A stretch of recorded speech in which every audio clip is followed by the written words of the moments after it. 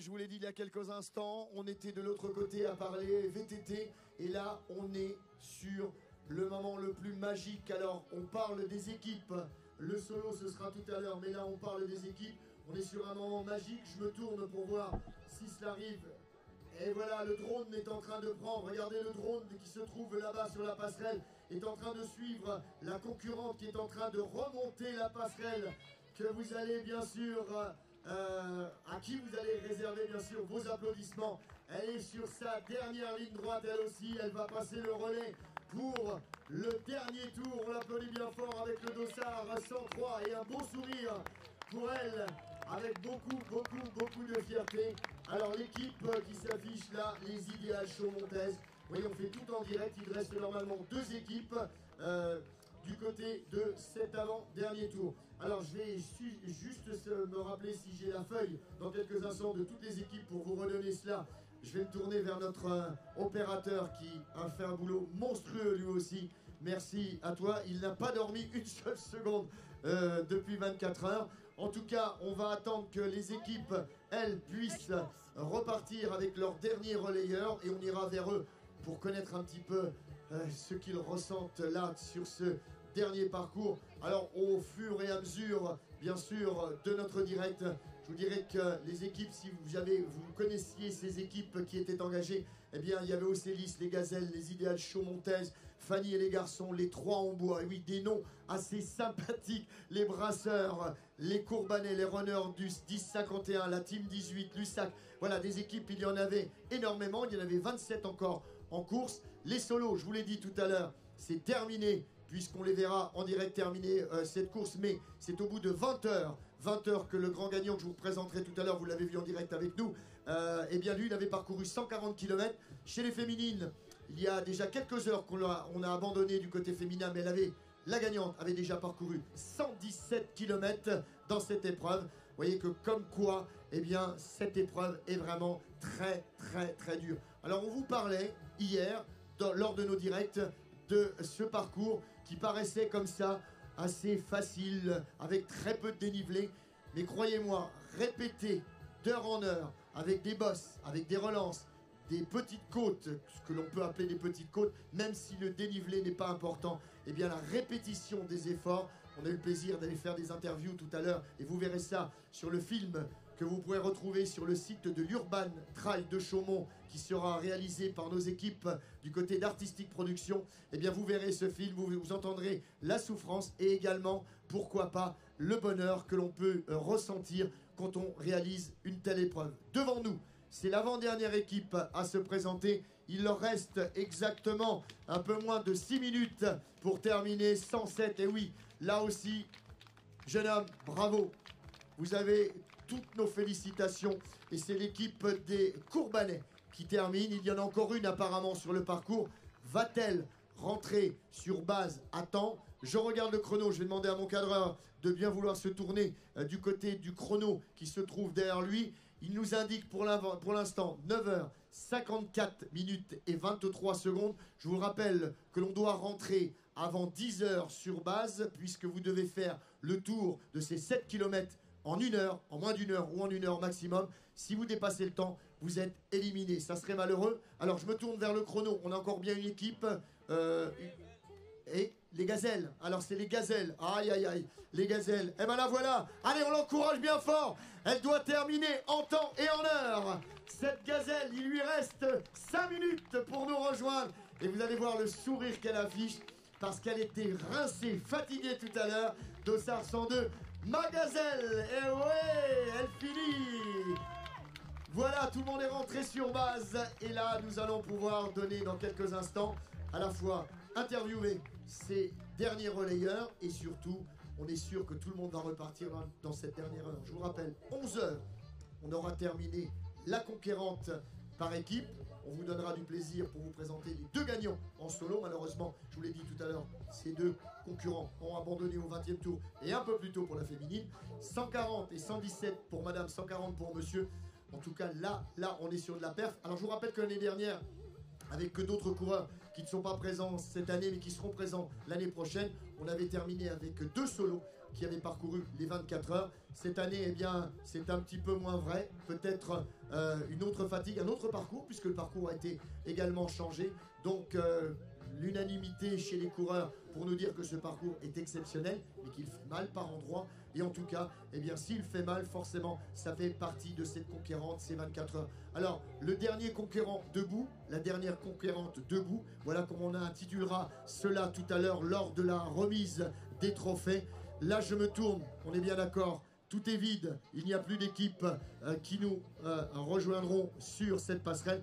Par contre, je vais demander à toutes les équipes de bien vouloir se présenter dans quelques instants sur la ligne de départ.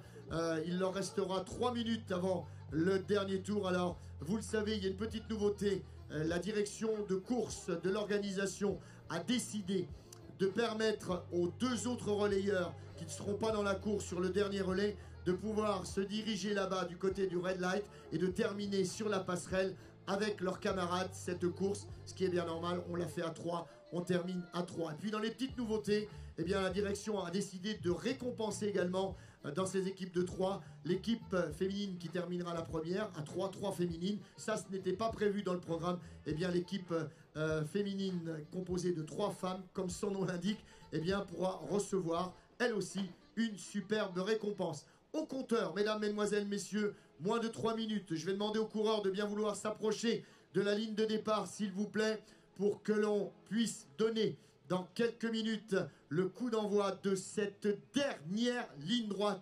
Dernière ligne droite, 7 km à parcourir pour terminer ces 24 heures exceptionnelles. 24 heures qui ne seront pas peut-être solo, mais qui seront à coup sûr par équipe. Alors, je vais me diriger tranquillement vers ces coureurs, le dossard 126 qui est à côté de moi. Alors je ne vais pas vous donner la couleur de ses yeux ni la fatigue qui l'a envahi. Tu me rappelles ton prénom? Kylian. Alors Kylian, la dernière ligne droite, c'est toi qui vas la faire.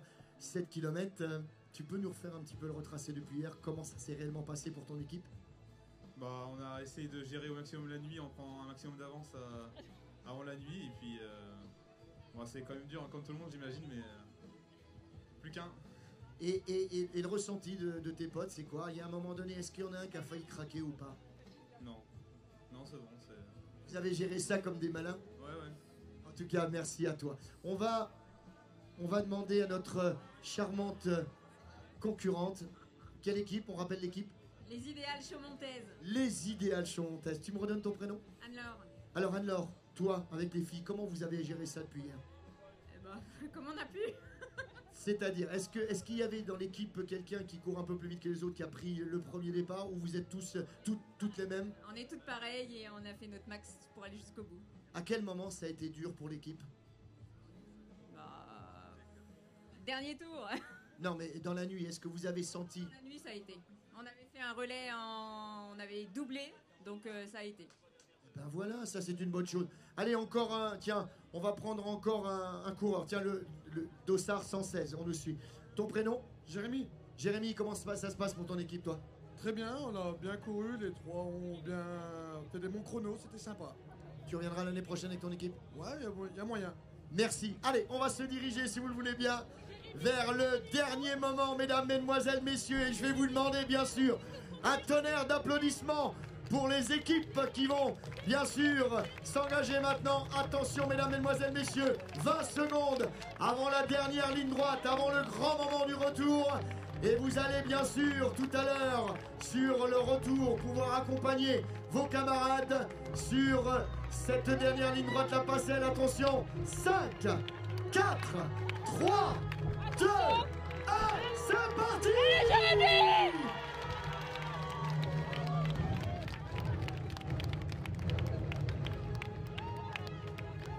Voilà quel moment, regardez en drone, toutes nos équipes avec le drone qui suivent ces derniers relayeurs. Vous l'aurez compris, mesdames, mesdemoiselles, messieurs, le moment le plus important, eh bien, il sera situé aux alentours de 11 h pour l'arrivée de toutes les équipes. Et nous aurons bien sûr à vous présenter les solos et puis les podiums derrière. Et puis après, eh bien, je pense que chacun, après le démontage, chacun pourra regagner ses pénates et aller forcément se reposer. Je pense à nos équipes, à tous les cadreurs, à toutes les équipes du son qui ont fait un travail remarquable. À la réalisation, Arthur Brousmich, Mumu qui a aussi réalisé un travail exceptionnel, mais on va en reparler tout à l'heure puisqu'on aura encore un live, n'est-ce pas, du côté de la régie, je ne me trompe pas. Nous aurons encore un direct pour le final de cette épreuve. Alors, on avait prévu tout à l'heure de vous présenter l'interview que l'on a faite de Stéphane Martinelli, le président de l'agglomération chaumontaise. Eh bien, regardez et appréciez. Notre invité du jour, Stéphane Martinelli, le président de l'agglomération chaumontaise. Président, bonjour. Bonjour. Alors, président, ma première question pour cette deuxième édition de l'Urban Trail, en tant que président de cet agglo, qu'est-ce que ça représente pour vous, cet événement sportif ? D'abord, je suis très heureux qu'il y ait une deuxième édition de cette Urban Trail. La première était une belle réussite, dans des conditions qui n'étaient pas faciles. J'ai l'impression que cette année, les conditions sont meilleures et j'en suis très heureux pour eux. Qu'est-ce que vous pensez vraiment de cet événement? Parce qu'on sait que c'est un gros travail. Richard Martin qui était à la tête de tout cela avec ses équipes. On sait que c'est pas un mois, c'est 3 mois, 5 mois, 6 mois, c'est peut-être une année de préparation. Alors comment vous le voyez-vous vraiment cet événement? D'abord comme un grand événement qui s'inscrit aujourd'hui sur le territoire, mais qui participe à l'élaboration de ce sport sur le territoire national et qui prend date, et c'est important. Je crois qu'on peut d'ores et déjà dire qu'il y a une qualité, et ce qui est recherché, je crois, et c'est ce qui fait qu'il faut une petite année de préparation, et ça prend toute sa place dans le calendrier sportif de l'agglomération. Et avec l'agglo, comment vous voyez le sport en général, vous? D'abord, le sport, on l'accompagne fortement, puisque notre dernier gros investissement, c'est la salle Palestra, qui est à la fois un centre aquatique, mais aussi une salle de sport-spectacle. Et puis, nous sommes rentrés et nous avons été labellisés Terre de Jeux, ce qui est extrêmement important pour nous, pour le territoire. On veut que les Jeux Olympiques, la population de l'agglomération et même au-delà puissent y participer vraiment. Et dans ce cadre, d'ailleurs, nous sommes retenus dans le catalogue base arrière des Jeux Olympiques et on est en train d'y travailler.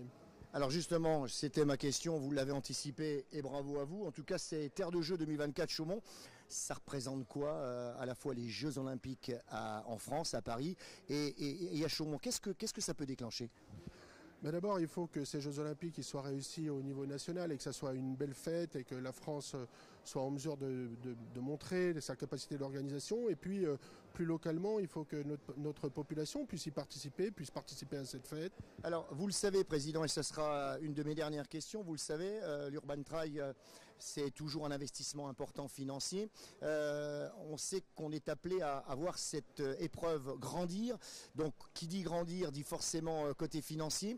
L'agglo, toujours prêt à suivre dans les années à venir, même si ça risque de coûter un peu plus d'argent? Alors d'abord, et sans être pessimiste, mais la situation pour les collectivités n'est pas facile, mais néanmoins on fait le choix aujourd'hui encore d'accompagner ces compétitions sur le territoire, comme on a fait le choix, je le disais, dans le cadre base arrière, d'avoir cette volonté d'accueillir ici sur notre territoire une délégation nationale dans le cadre de la préparation au JO, et on y travaille très fortement avec le Japon, avec la Colombie, mais ce travail il n'est pas antinomique de ce qu'on fait avec l'Urban Trail ou ce qu'on fait avec le PSLB ou ce qu'on fait avec d'autres associations sur le territoire. Je pense que c'est un tout et qu'il faut avoir cette vision globale, et c'est pourquoi on continue et on continuera à être aux côtés des associations, aujourd'hui de l'OMS et des Runners 52 sur cette Urban Trail. Président Martinelli, merci beaucoup d'avoir répondu à nos questions et puis on espère votre soutien encore l'année prochaine. En tout cas, merci de toutes ces réponses et je vous souhaite un excellent week-end. Voilà, c'était le président Stéphane Martinelli, président de l'agglomération chaumontaise, qui répondait à nos questions. Un programme bien chargé avec ce qu'il y a à venir, le Urban Trail, deuxième édition, c'est ce week-end à Chaumont. De retour sur la ligne d'arrivée, toujours en direct ici à Chaumont pour cette conquérante et cette dernière ligne droite, ce dernier parcours de 7 km que les équipes viennent d'engager. Je vous rappelle que chez les solos, c'est terminé. Les équipes sont encore au nombre de 27 en course, avec tout à l'heure l'arrivée avec les 3 coureurs qui pourront se prendre par la main et terminer ensemble. C'est ce qu'a accordé la direction de la course pour cette année. Je vous rappelle que dans les podiums, il y aura également une équipe féminine composée que exclusivement de féminines qui sera également récompensée. Voilà les petites nouveautés. Et puis je tiens à vous rappeler quand même que, mis à part les abandons, puisqu'il y avait au total un peu plus de 70 coureurs solo qui s'étaient engagés. Vous voyez comme quoi cette conquérante à Chaumont, il faut savoir la préparer, il faut être capable d'assumer ce genre de parcours, mais beaucoup ont été dans le dépassement de soi, puisque certains avaient prévu de faire 3-4 tours, ils sont allés au-delà de 7 ou 8 tours, je vous rappelle 7 km à chaque fois. Il y en a qui sont allés pratiquement au bord du gouffre en passant la barre des 10 tours, donc plus de 70 km. Donc voilà, beaucoup de réussite pour certains coureurs qui s'étaient engagés. Pour notre gagnant, il vous l'a dit tout à l'heure, si vous étiez en direct avec nous, il vous a parlé de ces 10 tours qu'il voulait faire. Et en fin de compte, il est allé jusqu'au 20e tour et il aura parcouru 140 km. Donc en ce qui concerne cette demoiselle qui a abandonné quelques heures plus tôt, elle aura parcouru 117 km. Et vous voyez en ce moment sur les images l'arrivée de notre vainqueur de l'édition solo 2022 de l'Urban Trail à Chaumont en ce moment sur le direct que vous proposent nos équipes. Voilà, je pense qu'on a fait le tour de la question. Du côté de la Réal, je pense qu'on va pouvoir peut-être rendre l'antenne maintenant. On va se retrouver tout à l'heure pour l'arrivée, bien sûr, et reparler de ces équipes. En tout cas, nous, depuis hier, 10h du matin, avec toutes nos équipes, on a essayé de faire revivre et on a, je pense, réussi des images exceptionnelles que vous reverrez sur un film qui sera produit prochainement par Artistic Productions. En tout cas, cette deuxième édition est une édition explosive et ce n'est pas terminé puisqu'on prévoit déjà l'année prochaine beaucoup de nouveautés. En tout cas, j'espère que vous avez pris beaucoup de plaisir à nous suivre et que vous nous suivrez tout à l'heure pour le final de cette conquérante.